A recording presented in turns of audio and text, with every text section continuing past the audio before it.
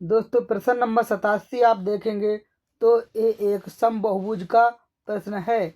देखिए इसमें क्या लिखा है, एक समबाहुभुज के प्रत्येक आंतरिक कोण का माप 168 डिग्री है, इस बहुभुज में कितनी भुजाएं होंगी। तो दोस्तों मैं आपको बता दूं, बहुभुज के लिए एक सूत्र होता है कि जैसे मान लीजिए n भुजाओं वाला बहुभुज है तो इसकी n भुजाओं की संख्या n इंटू प्रत्येक बाह्य कोण को मान लीजिए हम एक्सटीरियर एंगल लिख लेते हैं, एन ई बराबर 360 डिग्री होता है।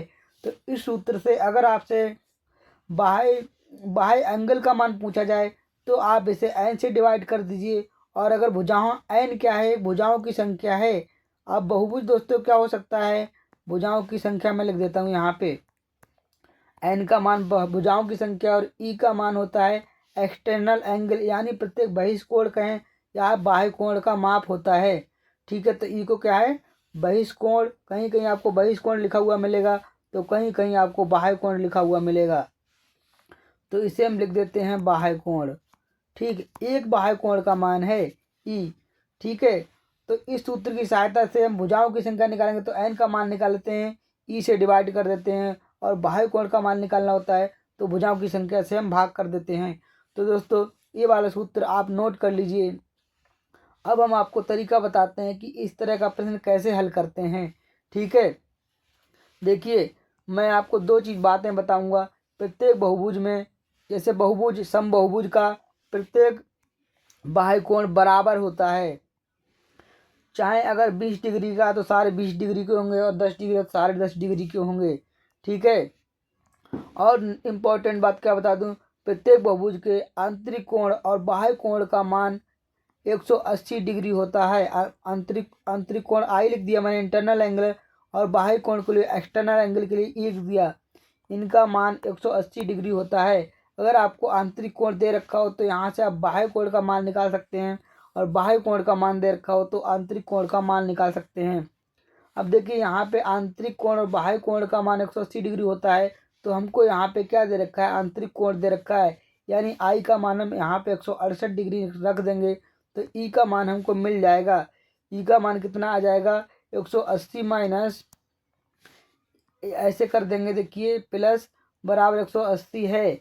अब हम क्या करेंगे, 168 को उस पार भेजेंगे तो ई का मान 180 माइनस 168 बराबर 12 डिग्री मिल जाएगा, यानी एक्सटर्नल एंगल का मान 12 डिग्री मिल जाएगा। तब अब हम क्या करेंगे, इस सूत्र का उपयोग करेंगे, एन गुणा एक्सटर्नल एंगल बराबर बराबर 360। अब हम देखिए ई का मान 12 डिग्री है तो एन का मान कितना होगा, 360/12 हो जाएगा। तो जब 12 से डिवाइड करेंगे तो 12×3=36, यानी, और 12×3=36, तो ये वाला जीरो बच जाएगा, यहाँ पे आ जाएगा, यानी एन का मान 30 डिग्री आ जाए, 30 आ जाएगा। 30 क्या है, ये भुजाओं की संख्या है। दोस्तों मैं आपको बता दूं, चाहे भुजाओं की संख्या पूछे या बहिष्कोणों की संख्या पूछे, उत्तर समान रहेगा। किसी भी बहुभुज की जितनी भुजाएं होती हैं उतने ही बहिष्कोणों की संख्या होती है, और सभी बहिष्कोणों का योग या बाह्य कोणों का योग 360 डिग्री होता है, और आंतरिक कोण और बाह्य कोण का योग हमेशा 180 डिग्री होता है। तो इस प्रकार इस प्रश्न का पहला ऑप्शन सही हो जाता है। ठीक है, अगले बढ़ते हैं। अगला प्रश्न हमारा 88 होगा। दोस्तों इस क्वेश्चन पर मैं एक इम्पॉर्टेंट बात और बता देना चाहता हूँ कि एक्सटर्नल एंगल और इंटरनल एंगल, यानी आंतरिक कोण और बाह्य कोण का अगर अनुपात कहीं दिया हुआ मिल जाए, तो अगर आंतरिक बाह्य कोण के नीचे 1 रहे और आंतरिक कोण के नीचे कुछ भी रहे, जैसे 2 रहे, 3 रहे, कुछ भी रहे, अगर इनका इस तरह अनुपात हो तो इन दोनों को जोड़कर 2 से गुणा कर देना, तो उस बहुभुज की भुजाओं की संख्या निकल आएगी। चाहे भुजाओं की संख्या पूछे या बाह्य कोणों की संख्या पूछे, एक ही बात होती है। तो यहाँ से बाह्य कोणों की संख्या और भुजाओं की संख्या निकल आएगी।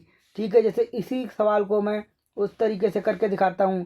देखिए मान लीजिए इसका आंतरिक कोण देखिए 168 डिग्री है आई का मान, और बाह्य कोण अभी हमने मान निकाल के दिखाया था, कितना आया, 12 डिग्री। कैसे निकाला, 180 में से 168 घटाया तो 12 डिग्री बचा, तो यहाँ पे 12 और यहाँ पे आया 168 डिग्री। अब इन्हें काट देंगे तो 12 एकम 12, और यहाँ पे अनुपात का निशान रहेगा, तो यहाँ 12 एकम 12 और 12 चौक 48, यानी इनका अनुपात देखिए क्या है, 1:14। अगर इन दोनों को जोड़ेंगे तो आ जाएगा 15, और 2 से गुणा कर देंगे तो ये देखिए 30 इसका उत्तर निकल आएगा। जो बहुभुज की भुजाओं की संख्या होगी। इसमें बस इस फंडा का, इस ट्रिक का यूज करते समय ये ध्यान रखना है कि यहाँ पे एक्सटर्नल एंगल का मान हमेशा एक रहना चाहिए, इधर चाहे कुछ भी रहे। जैसे मान लीजिए कहीं आपको इस तरह का मान मिल जाए एक, और आंतरिक कोण बाह्य कोण का अनुपात यहाँ पे 2, ऐसे 2:3 मिल जाए, तो आपको क्या करना है, दोनों तरफ से 2 से भाग करना है। तो यहाँ बचेगा 1 अनुपात, इधर बचेगा 3/2।